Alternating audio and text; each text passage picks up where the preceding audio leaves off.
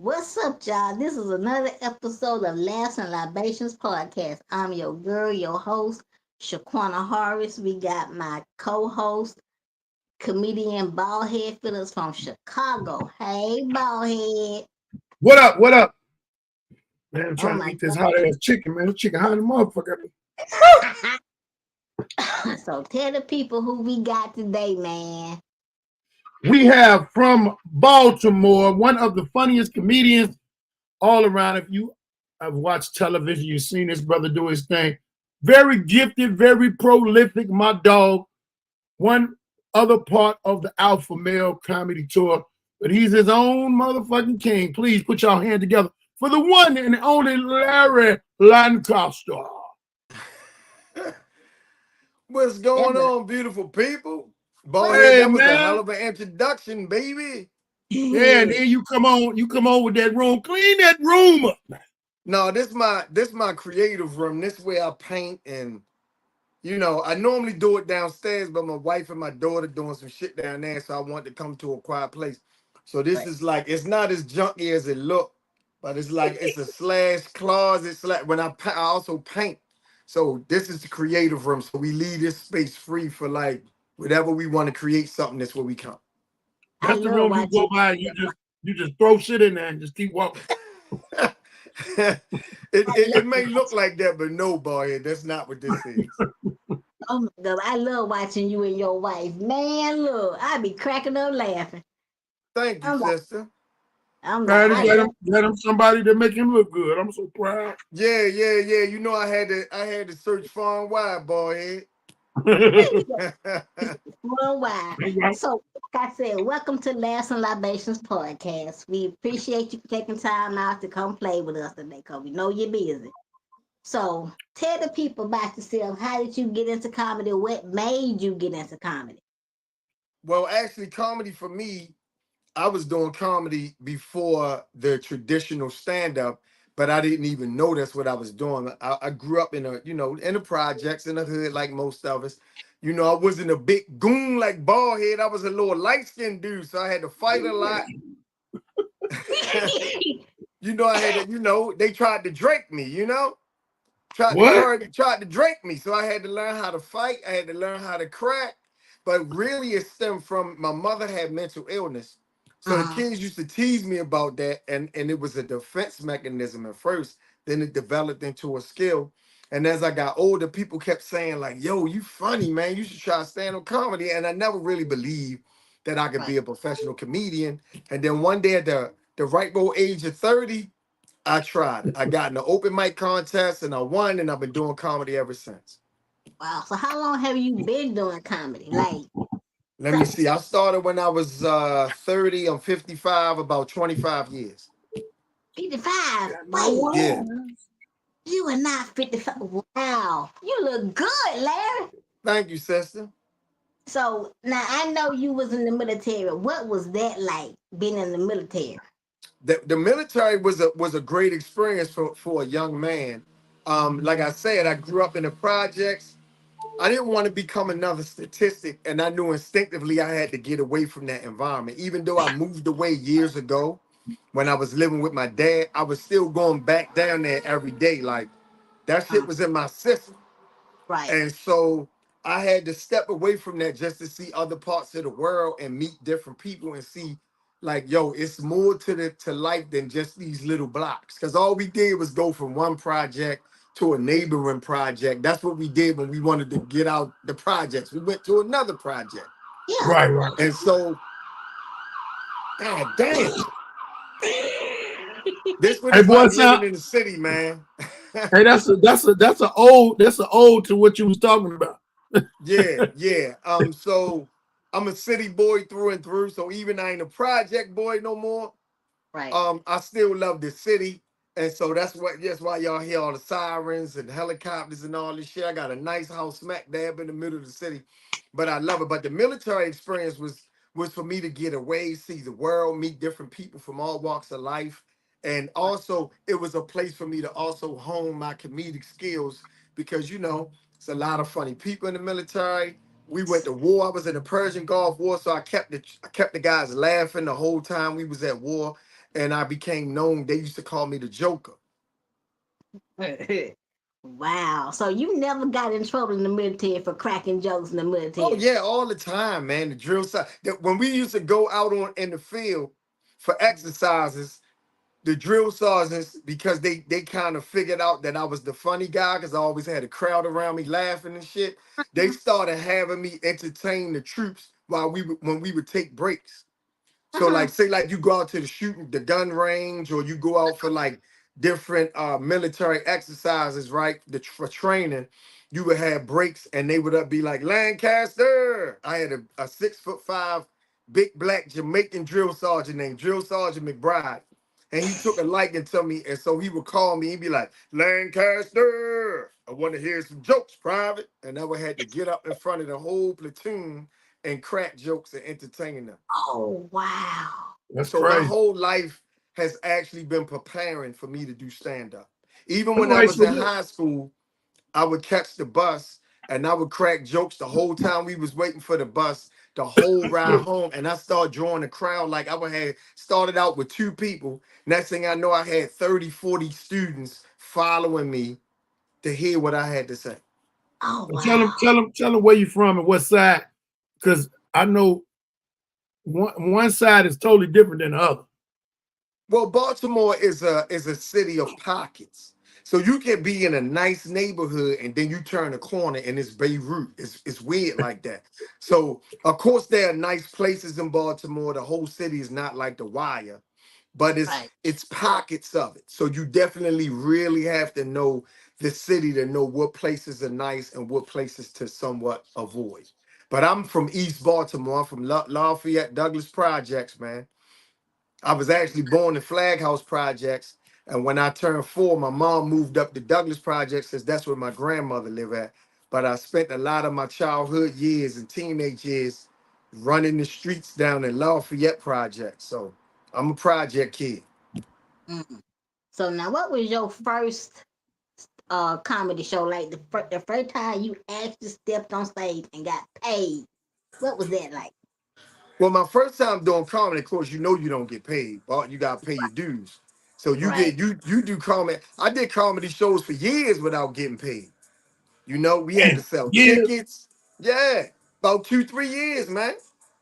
but You I mean know, that should be the average, 2 to 3. yeah, and that was, If this you was back then. if You you ain't talking get paid about for 2 to 3 years, 99, 2000, 90, 98. So it was like, it's not like it is now where the new cats come in and they like, well, shit, I ain't getting paid because they look at it like a job. But really, you work for experience. And once you get It's good enough, the money will come. right. hey, So I my remember. first time telling jokes was an open mic contest down at a spot that's no longer open. It was called Latin Palace, the Latin Mm. Palace, and it kind of looked like those Miami clubs. You ever watch Scarface? Remember where they tried to shoot Scarface up in the nightclub? It looked like that with the palm trees inside and all that Right, shit. right. So I went there for an open mic contest. Actually, what happened was a former friend. We were hanging out on a Tuesday night, and back then it wasn't nothing to do on a Tuesday. We went to a spot called Fells Point. And Fells Point is like where all the college kids go to party. But it wasn't nothing going on this night, and we seen these 2 girls go in in the Latin Palace. So we followed them. And there was 2 guys came out front and they were having a comedy show. I didn't know these guys were comics. I thought they was drug dealers who owned the club. Because one of them had on like some gator boots, right? And that where I'm from, only drug dealers wore gator boots. Yeah. So we go in, those 2 guys that asked us to come in, they went on stage. It was Stacy Carver, my brother, he's based in Baltimore now, and he's from Jersey. And a guy named Jay Phillips. Jay Phillips travels all around the Yeah, country, that's and my he does man. a lot of writing for DL Hughley and stuff like that. We're both very gifted comics. So they had a great show. It was only 20 people there. And so they looked at it like it's a appointment, but I was like, yo, this was the best time I ever had in my life. I want to do what you guys do, how I get started. And they Right. said, take these 5 tickets, sell them for $10 a piece. This your registration fee. We having a open talent competition. You know you get pimped, ball head. You know you gotta get pimped. Hey, motherfucker pimp me in the beginning one time, but Right. When they said that, man, I'd be like, man, I'm gonna rob y'all. Who the fuck y'all talking to? Like I said, I wasn't a goon like Baldhead, so I couldn't take that approach. So I Right. went, I was a corrections officer at the time, and I got all my coworkers that I crack on in the break room, Mm-hmm. every day, make their life miserable in the Mm-hmm. break room. And I got all of them to come and support me. I came 20, 30 deep, right? And so they Wow. was like, you better be funny, or we gonna roast your ass. We gonna come and support you. But if you ain't funny, you better not crack on us no more. So I went down there. I was supposed to do 7 minutes. I was so green, I didn't even know they were giving me the light. I did 12 minutes of nothing but dick material. That's all I talked about. Dick, dick, dick, dick, dick, dick, dick, taking the piss, jerking off, all this shit, right? And I got a standing ovation and I won. And so they kind of took me under their wing because they saw I had great potential and then I Right. wasn't afraid of a crowd. And so Mm. that began my journey in stand-up comedy. Oh That's tight. wow. That's tight, man.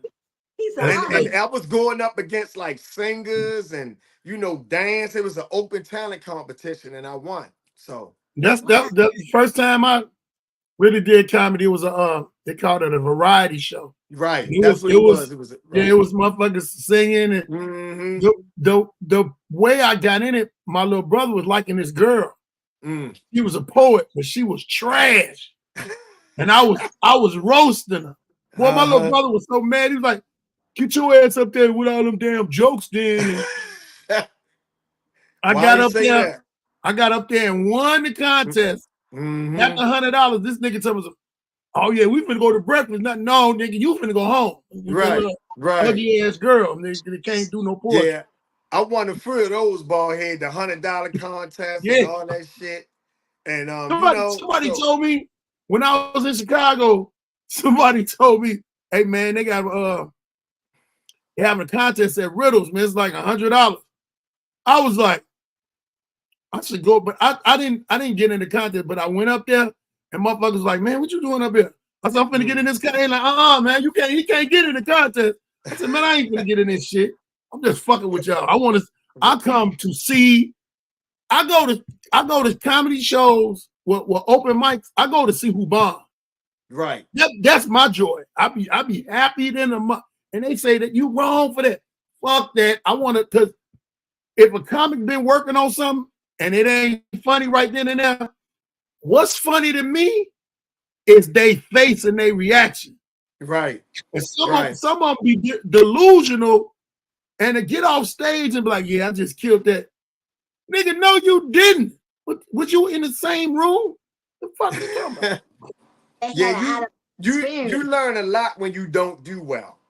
And Yes, you do. we've all been there. I don't care how funny you are, how much of a Yeah. beast you are. We've all ate it. And so It's that's just the how you time to take it. reflect. Right. And Right. that's how you see who cut out for it too. Because Right. anybody can handle when everybody and see, for me, I got a stand ovation my first time on stage. So I thought I had shit figured out. And the last couple times after that, I did really well. And then when that bomb came, I was like, oh shit, this what it is, right? This And I this mean, it was this is horrible. it. Like it was a bad bomb. Like one of them joints where I got into it with a lady and me and her got into it. She was Oh. funnier than me. And then I end up getting put out and shit, right?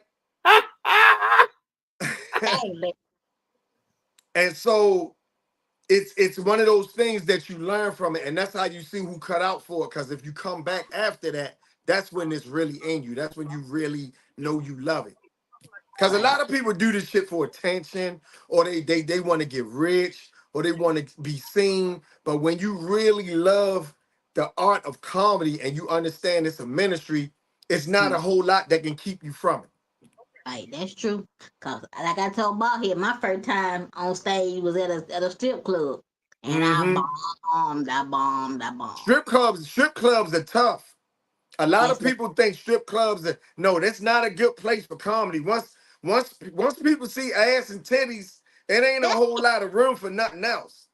that's it. And Right, I'm like, why I said yes to this? Why did I say yes to right. this? Bomb. But I've I done learned it. I've done it a few times, even as a vet, and I've right. made it work. But it's definitely not easy. It's a very tough thing to do. And in my very first time telling the joke, it was on Zoom. I did better on Zoom than I did at the damn strip club. I said, you know what? What Is the that when hell? you started?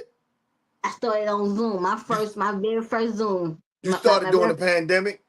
yeah, during the Oh pandemic. wow. I Yeah, hated doing comedy during pandemic. I turned a lot of stuff down because it's right. just like you need that energy and that reaction from the crowd. I mean, you could do it, and I've done it, and it went well, but I try Yeah, to resist it. And I try right. not to do it no longer than 10, 15 minutes tops. And I think I did 5 minutes. I think Yeah. Yeah. five or And six. that shit seemed like an hour, didn't Man, I was it? sweating. I was rocking. I said, "Oh my god, if I So let me pass out." ask you this, Ken. How you know you bombed if you was on Zoom? No, no, no, my first time was on Zoom, but my first stage time, I was Oh, at at the K. strip club. Okay. So that's where I bombed at the strip club. Cause everybody looking at me like that. I couldn't get a giggle, nothing. I Hmm. think I went over I know for a fact I went over my time. I think I did about 12 minutes. I said, I'm about Well, to get put. at least they ain't boo you. Thank you. I'm so glad because that's what I was scared of. I said, if I ever get booed, I might cry. Please don't Yeah. let these folks boo me. So I got I got booed before at Bowie State University during their homecoming show.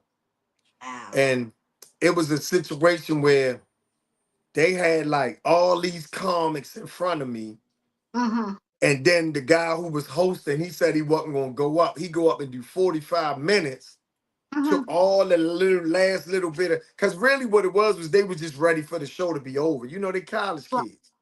Right. And they got short attention spans and Yeah. and and also limited life experiences too. So Yeah. colleges can be tricky. And Yes. so I went up and bombed. Another brother of mine, funny as shit, named Timmy Hall. He went up and bombed. But it wasn't really us. Uh, Like it was just they was ready for the show to go over. So because they kind of bombed us before we even went out there. Like we walked out the booths, that. you know. Oh, So it see, I was don't tough, never want man. It to was see that happen. tough. Oh. So, if you could build your own comedy, like tour comedy, who would you want on your show, and what would the name of your tour be? I would call it the funniest guys you may have never heard. Cause a lot of the funniest people, they're not household names. They may be Right, well known. People right, may know them. They may have a following, but they're not like the Kevin Harts, the Mike Epps, and stuff like that. right. Perfect example: Baldhead, Grady, Antoine Scott. It's a guy named Freddie Ricks. That's very funny. A guy named True Ray. Gordon Funny, a sister named Stiletto, Ray Diva. It's so many comics I can name that are Yeah, putting in the work, and you yeah, never know, like they're not household words, but they're respected in the game. You know, the comics, the big names know who they are and know they're good at what they do. And I would want to showcase those guys. oh, wow. Cause I met Ray Diva at Uptown. Me and her shared a stage together. That girl is funny. I said, Yeah, oh my. that's my little sister. So she's like one of my I don't like to use the word mentees, but you know, because I'm pretty older in Baltimore and I've been doing it a long time, a lot of the comics have kind of like I'm like their OG now. You know, just like I had OGs that brought me in and showed me the way. I kind of do the same for a lot of the younger comics, and I'm proud of a lot of them. They're doing very well. And I appreciate you for looking out for the babies, cause we don't know what we be doing half the time. We be making mistakes. We be saying yes to stuff that we know damn well we shouldn't have said yes to. We should have been like, I ain't gonna Well, do that's that. And it goes into part of the experience, and you can have somebody tell you what to do all day, but it's nothing like it's experiencing it yourself, and that like, makes you a better comic.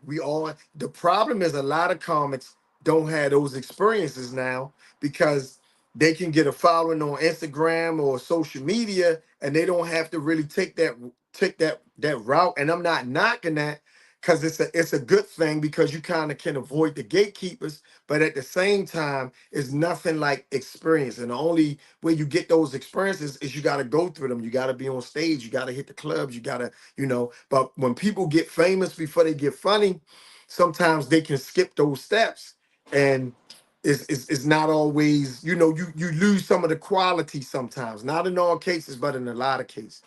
it's so true. Cause I mean, I hear a lot of people say that, a lot of these people that be on social media trying to be funny, they try to go on stage and they don't do good. And I'm like, wow, for real. But I mean, I look at DC Young Fly.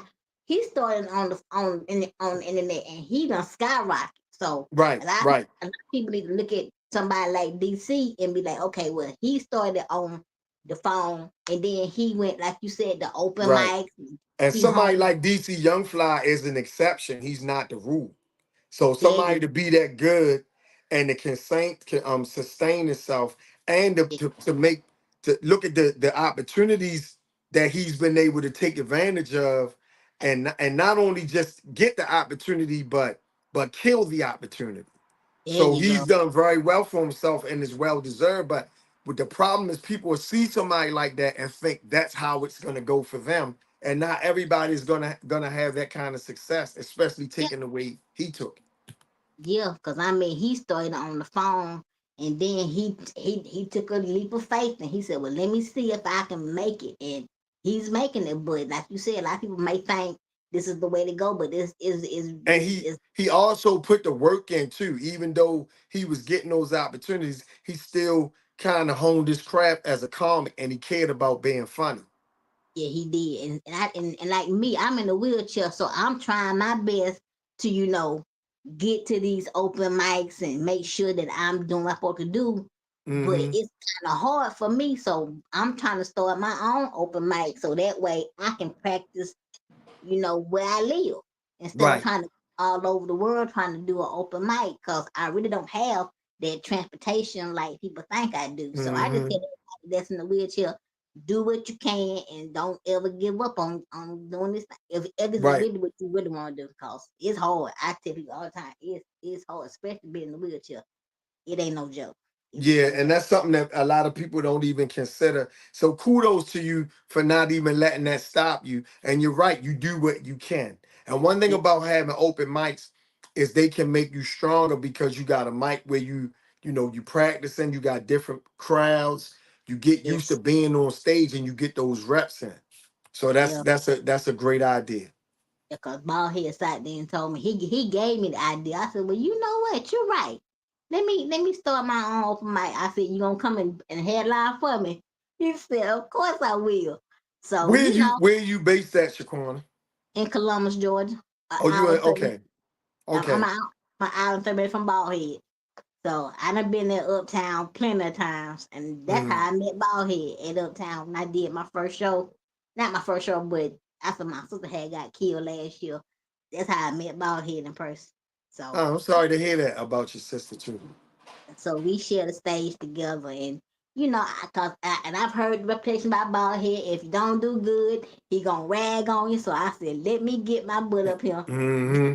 5 minutes and let me get off. Cause if he show up and I mess up, I'm not gonna hear the end of it, god dog. So I had to hurry up. So what is it like being on the Alpha Male tour? Like, what is that like for those of us that sit here and listen at y'all talk about the actual tour, the camaraderie between the two of y'all? Well, it's just like hanging out with your brothers, man. Right, Um, I love these guys. They're all great people. right, Um, me and Grady and I have been tight for a minute. Like we hit it off right away as soon as we met each other. And we met right. each other from a mutual friend. I was doing I had a comedy night in Baltimore, and Uh-huh. Grady was in Baltimore. I think that's when Grady was still living in Chicago. And he was in Baltimore, and one of my friends was like, "Hey, I gotta do a comedian coming in town. Can Mm, he do your room?" And so he met me at this other comedy club called the Comedy Factory. right. And so when I got off stage, Grady and Tiff was there waiting for me. So he was Mhm. like, he said, "I'm Grady." I said, Grady tells the story like this. He said, I was like, "You Grady?" And he said, I looked him up and down. I was like, "All right, let's go." And we was just, he said, I gave him the once over, right?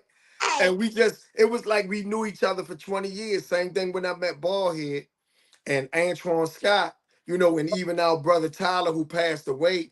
Everybody just had great energy, no egos, and right, guys who really cared about the craft. And so we all just get along and root for each other. Even my brother sidekick, man. And right. so You know, we all just get along. We love each other. We crack on each other. We roast each other. We have a good time. But we, at the end of the day, we want what's best for each other, and we show up as men. And you know, a lot of times men don't really get to have those type of friendships, Right. especially with colleagues. Because you know this, Shaquana, you got a lot of comedians, but they acquaintances, but you can't always call them friends. And Can't. so these are my brothers and then my friends. So it's a blast whenever I get to be around those guys and share the stage with them. Like for me, I don't even have to be doing comedy. I just like being all of us being together in the same room and just Shit. sharing laughs and Right. stories and different things. So it's that for me. It's a real camaraderie and a good a symbol of brotherhood for me. I know that's right, because I know when I first saw Grady, I saw him on another podcast. And so when I saw him live, I thought, now I said, nah, he kind of cool, but I was Right. scared to come on the live with him because Grady got that look sometimes when he be frowning. He scared you Hmm. a little bit. So but once I got to know Grady and everything, he started calling me little sister. And when I told him I got in the comedy, he was like, for real? You Now sure Grady you want this? Grady puts up that front, but he one of the nicest people you ever want to meet. Thank you. Yeah, and Baldhead is too for all the shit that he taught. I mean, for real. I mean, both Yeah, of them ain't never teddy bears. I'm just yeah. like, I mean, that's if they like you. that's if they like you. Now, if they But you got don't to like get you, it could be a problem. it's the whole problem. So Yeah. I know I'm cool with Baldhead. They Baldhead and Gray, they look out for me. If I need anything, I can always call them like, hey, I need some help. Help me out. Hmm. But I'm good. But I just think when it comes to comedy, people need to take this seriously. And if you not gonna take this seriously, don't get into it. Cause a lot of people, like you said, get into it for the wrong reasons. Except for the therapy of it. Cause you got people like him that's struggling, that's Hmm. depressed, and that you are a world's doctor. So you need to cure the people that's coming to your clinic. Yeah, And the clinic, it's a ministry, really. yes, it is. And you healing souls, and people don't realize comedy is a healing thing. Like people don't realize that. And I'm like, And y'all need that's another reason why I had to start getting more serious about what I say on stage, especially like if someone heckles or cracking on people. I try not to be mean spirited about it because you never know what that person is going through, why they are there. They may right, be there to get a relief. And if I'm talking about this person for 30 minutes, I don't know if his mom's dying of cancer. I don't know if he just had a divorce. I don't know if this lady lost her son to the gang violence. I don't know any of these things. So I always try to have that in mind and try to, relieve whatever they're going through and not add to it while I'm on stage. I know that. So, have you ever had a bad experience with a supporter or a fan when you was on stage? Like we seen what happened to Steve Brown. Have you ever had something like that or close to that happen to you when you was on stage?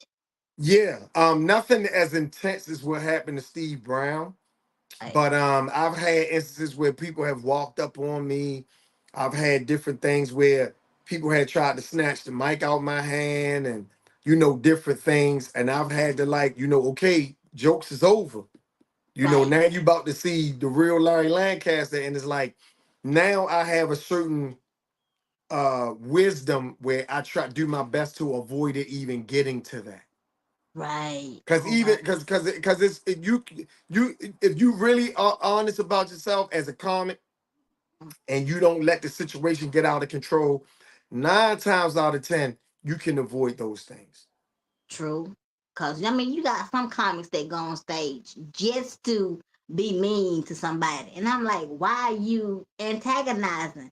You supposed to be there to relieve, like you said, relieve somebody's stress. Let them forget about what's going on outside of that club. Why are you trying to start stuff? And then when stuff pop off, you be Right. like, I can't believe that happened. You started it. Yeah. And some people, sometimes the audience they ask for it. You got people who will come there and they disrupt the show, but Yeah, I've learned to kind of diffuse that without necessarily putting the person in a corner and now right, they in defense mode. Because once you right. put somebody in defense mode and you don't give them a way out, now they gotta come through you. Uh-huh. So I used to just destroy people. Now I try to lets you see yourself like, come on, man, you really disrupting the show right now. Right. And so I try to use a more gentle approach, and it's just as effective. But you know, everybody has their own way of doing things. Right. And like I said, I've seen some video clips of you, and I'm like, he can really handle himself. Hmm. I can't wait till I grow up to be just like that. Cause I'm in that crowd. I'm just like, wow. I look up to a lot of y'all because I'm like, okay, he doing this like this, she doing this like this. I take a piece of everything that y'all doing and try to make Hmm. it my own, Right. and try to make my presence known on stage. Cause man, I talk about myself. That's the one thing everybody has told me from Baldhead all the way down to Ali Sadiq. Talk about yourself, and you will not go wrong. Hmm. That's what I do. I sit up there and I talk about myself. So when it comes to the internet, do you think it's helping or do you think it's hurting comedy? I think it's a mix of both. I think it helps because, like I said, the comics aren't waiting for someone to discover them. And if Right, you got content, if you have something that you want to put out there, you can just take your phone or however you want to do it and present it to the people. right, But along with that is also quality control. Like some of the comics, they don't, because they may get famous before they get funny, or they live in that world of social media. They right, don't understand, like, yo, the true measure of a comic is really the club. And the right, other thing about the internet is that, say like you blow up as an internet personality and you start doing comedy, right. sometimes you still don't learn the lesson you need to learn, because as long as people showing up and you selling out clubs, you got good numbers. The club owners don't care if you funny or not. They'll keep booking you. You Wow. see? And then also, a lot of times the social media audience is not the same as a savvy, experienced comedy audience. Right, So the comedy audience, they'll compare, they watch comics, they know comedy, they kind of understand it a little better. So they know a great comedian when they see one. the right, the social media audience is not always that interested in comedy. They're just interested in the personality. So when they right. come see that person, they don't know you stealing jokes. They don't know that maybe you're doing stuff that's been done 20, 30 years ago. All they want to see is who they paid to see. If you show up as the person they see on Instagram or whatever social media platform you have, they're pretty much kind of satisfied with that. Oh wow. And Yeah, sometimes it's the comic doesn't necessarily pay a price for not really honing their craft. So it's right. good and it's good and bad. With anything, I say a glass of water can kill you if you hold your nose in You're right. You right about that. Like, yeah, because I see some people be like, okay, well, why did the internet had to come out? Why did people have to start doing this on the internet? Because it's making the comedy world look. I'm like, it helps and it hurts. right, It's like you said, it's a balance. So people got to learn how to balance the internet with the actual traditional comedy. You got right. to balance So it all so it's something that we all just got to come to grips with, and you got to learn it, try to right. master it as much as you can without compromising yourself. You know, and Right. it's here to stay. It doesn't appear that it's going anywhere. I think we'll always go back to basics in some way, but as of right now, it doesn't seem like it's going anywhere. It seems like it's here to stay, even if it comes in different forms or different apps or different platforms.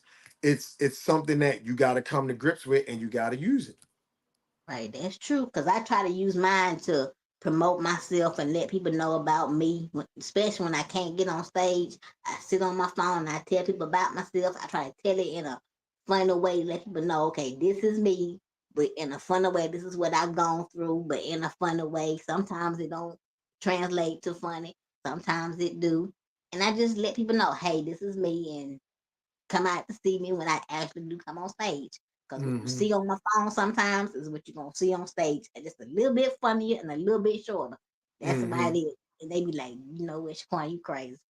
But I think comedy it's here to stay. A lot of people say comedy is dying down, but to me it's not. Cause you, as long as you got people that's coming into the comedy world for the purest reasons, comedy is never gonna go Yeah, nowhere. comedy will never go away. I mean, it changes, it evolves. It just like any other art form. The same with music, and you Right. know, it's just one of those things that you have to adapt. And adjust to it, whatever the trend is at the Yeah. time. And some people don't adjust to it. So what do you think about people Mhm. that, especially comics that sit on social media and bad mouth other comics? What how do you feel about that? Because I've seen it, and to me it's kind of disheartening to see comics bad mouth each other on social media. Yeah, some of the things are just, whatever the person's character is. Now, Right. I don't do that. If I have a problem with somebody, I'd rather just have a conversation with them and talk to them.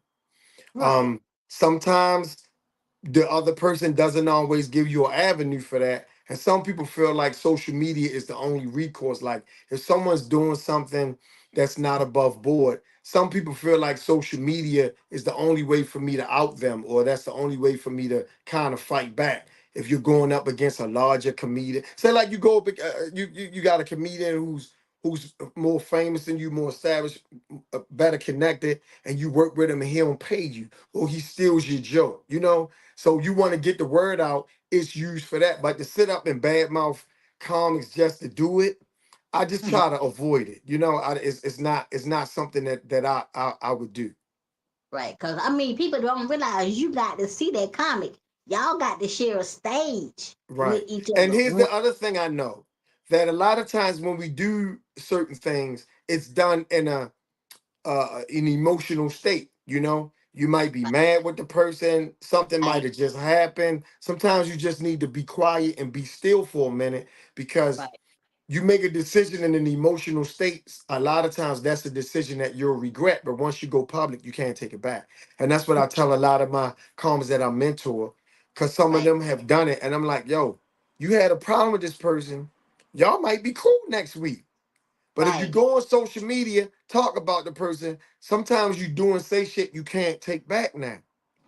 But if That's y'all true. have a misunderstanding, a disagreement, and y'all keep it amongst yourselves or keep it within a circle, then y'all Mhm. can work that out and resolve it. And then, sometimes you can still have a certain rapport and a friendship. But once I come on, like if I come on social media and talk a bunch of shit about Shaquana, right? Mhm. And then, okay, let's say maybe even a year later, I'm over it. Now I want to be cool with you. You like, Right. nah, fuck that. You talked about me for 30 minutes on the live. No, we can never be cool. So Right. sometimes you shut that door, and some people say I don't care about shutting the door, but I've been around long enough to know that that's not always how you're going to feel later. That's why you Right. gotta kind of save yourself from doing a lot of shit in public, because you just never know when you're emotional, because that's a very temporary thing. You don't know how you're gonna feel later. You don't know how circumstances can add up. That person could be right, or it could be a misunderstanding, or maybe you heard something from somebody else and they got the shit wrong. Like it's a whole lot of factors as to why somebody can have a problem with someone. And if you Right. got a problem with it, it's just best to resolve it with you and that other person. Exactly. Because I mean, I try my best to resolve issues and not even try to get in a lot of drama. Cause once it come on social media, like you said, you can never take that back. Cause you can sit there Hmm. and delete it all you want, but it's never deleted permanently. Cause Right. somebody can pull it back up, and I'm like, y'all better be careful what you're saying on social media. And Cause then you involve in people that may or may not have nothing to do with it. right. And then it blows up even bigger. And then you really got to figure out how you going to fix the situation. And you can't fix it. Because now Hmm. you, instead of you involving just the two of y'all, you involving 20, 30 different other people. And it's just don't make sense. And I'm just like, why is y'all doing this? Like, y'all supposed to be doctors. We're supposed to be doctors. We're supposed to be healing people. We're supposed to be Now I doing this. will, like I said this before, and I want to make this clear. Like if you're a comic and you don't pay people, you do Mhm. bad business practices and stuff like that. Somebody out you, you really can't say a whole lot about that. You got to eat that, because other people need to know so that they know, like, yo, this person doesn't do good business practices. They don't return deposits and don't show up for gigs. They booked me, said this price was one price, and then tried to pay me something else, or they didn't pay me at all. Now, when you out somebody like that, that's different. But just Yeah, sitting up talking about somebody like little personal issues or the a miscommunication you and a person may have had, I just don't really I'm not a fan of that. right. So, what's your three favorite cities to do comedy in? Your three favorite. Um, I love Chicago. Chicago was is a great city to do comedy in. Mm, Um, I like I like New York. I don't like going to New York though, because I don't. New York is a whole different animal. But I like performing in New York because it's a right. very eclectic audience. It's a lot of diversity. But So, just all them damn tolls and the traffic and all that, is like, I don't like that aspect of it. And right, also I enjoyed I like down south sometimes too. right. I like it. I like Atlanta. I liked South Carolina. That was cool. I like Miami. That was cool. So, what's the worst the worst show that you have ever had, and what did you learn from that show? The worst show I ever had was one of my early shows where I was drinking to kind of take the edge off. And I think as comics, we all kind of do that. We get that force. We always rely on something to get the jitters or whatever. And I learned that you got to be careful with that because I started drinking. I didn't go up when I thought I was going to go up. So now I'm coming down. Right, I'm kind of crashing. And I went up there with like that low drunk energy because I just wanted to go to sleep and I didn't perform well. And it taught me to always be ready to manufacture your own energy. You can't. A lot of comics got bad habits. They get high, they drink because they always trying to be up for the show and be in a certain space to perform well. And you have to figure out a way to do that naturally without any help. right. Cause I know, it's about to be 2 years since I stopped drinking. I was a total alcoholic. I ain't gonna even lie to you. So it's about to be 2 years. But I've had to always have me a little something to drink just to get on that stage. And I know for a fact that's why I bombed. Cause I was so drunk. I don't even lie Yeah, to you. and for me, I don't really drink, but I would take one or two before I went up, and I would make sure I did no more than that. Once I learned that lesson, so one or two drinks, and then if I want to drink or whatever after that, I'll drink after the show. But even then, because I feel like as long as you're in the venue, you still on the clock. Right. So even if the show is over and I'm Mm, waiting to get paid or I'm just hanging out and chilling after the show, it still matters how I represent myself. I'm not gonna be in the spot sloppy drunk, looking crazy. I'm always maintain a certain decorum. And so that's another reason why you have to manage the spirits because those things can get the best of you. right. So since you don't drink, have you ever, like, after a show, have you ever seen a comic either drunk or high, and they just messed up the whole atmosphere? What happened? Because this is the libations part of the show. Have you ever just seen somebody after a show or during the show high and drunk, and it just messed up the whole vibe? I wouldn't say messed up the whole vibe, but I've seen comics drunk. I've seen comics. I mean, I've seen it a plenty of times, and it just wasn't a good look for them, you know. Right. But I haven't seen it where they made a scene or I've seen comics do that, but not because they was drunk or high. I've seen Oh, comics do that because that's just they got into it with somebody or whatever. But yeah, you just got to be careful with that stuff, man, because as a professional, and at some point you want to be a professional, all of that plays into your professionalism. How you right, show up, how right. you how you look, how you conduct yourself, and what you do off stage is just as important as what you do on stage. Exactly. Now I want to talk to you about the green room. Do okay, in your opinion, when it comes to that green room, if you're not on the show, should anybody just be able to come in that green room? No.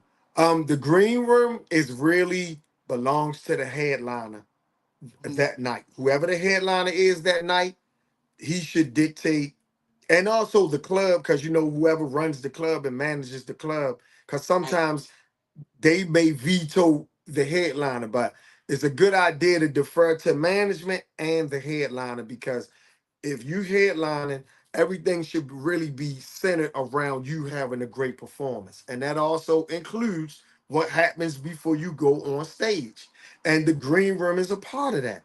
So if you're trying to get in your zone, you want to do whatever you want to do, you got your party, especially with the bigger names, they come with entourages and managers and all these different people, then the green room is their space. Now I do think as a comic, um, there should be space for everybody on the show to be able to be in the green room. That's just my personal opinion, because some headliners I don't care if you hosting, they don't care if you featuring. If you're not, they don't want you in the green room. So you really have to defer to whatever the protocol is by the headliner. They have that respect. And also the management of the venue too. I get it because, like with me, I featured for Teddy Carpenter 2 years ago, and Hmm. I still thank that man for giving me that he didn't even ain't never seen do comedy. He gave me that chance, and Hmm. I had enough respect for him in that green room to not even go back there. Right. So, and people like, which one? Why you ain't going to the green room? I said, cause it's not for me to go back there. Hmm. He wanted me to come back there. He would say, Shaquana, come on back here with me. Let's have a conversation. But he didn't invite me, and I didn't impose myself on him and in that green room. I feel like it's about respect to me. Right.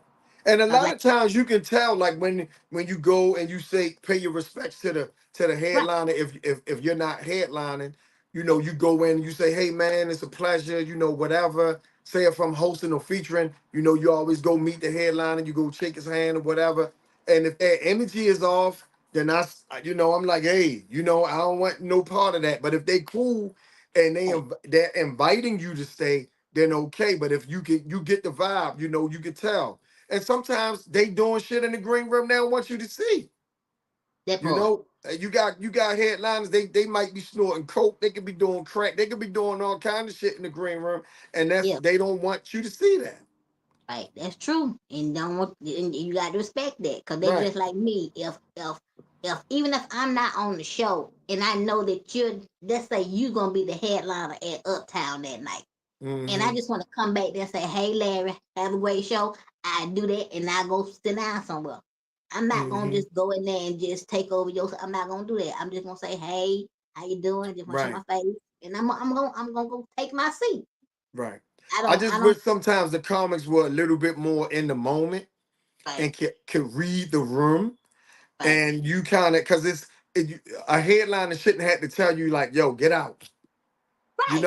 You should be able to feel that energy. And if you don't have a rapport with the headliner or they're not welcoming you to stay, then just keep it pushing. Exactly, and that's how. Hmm. Cause I see a lot of comics that don't even be on the show or don't even know half the comedians. They just bombard the doggone Coming green there room and hang out, ordering shit, eating out food, on the lounging around.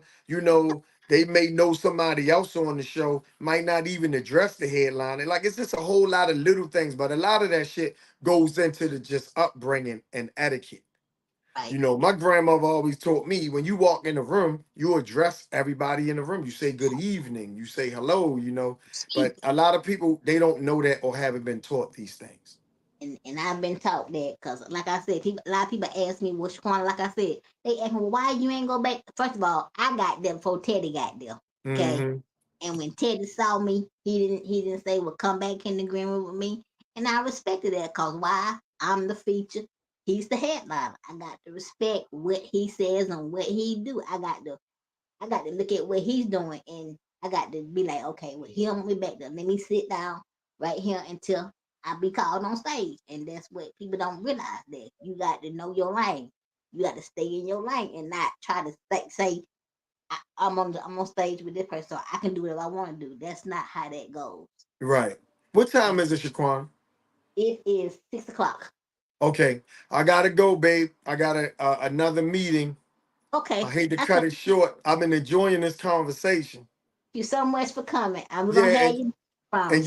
you're a sweetheart, and good luck with your comedy journey. And you know Thank you got your brothers to support you. We just a phone you. call away if you need any advice or any way we can help you. Just reach out, and you know we got you. I am. Thank you so much. I appreciate it. All right, and tell Baldhead goodbye. I don't know where his big ass disappeared to. I don't know either. I just texted. All All right, right. sister. All right. Okay. All right.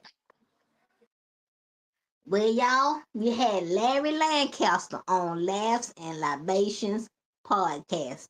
I hope that y'all learned something from Larry. I hope that he gave y'all the game. Um, I've learned some stuff from Larry. And again, another person that I can call on and have a conversation with. So until next time, y'all have a blessed day, and we will see y'all Sunday on the next episode of Laughs and Libations podcast. Bye, y'all.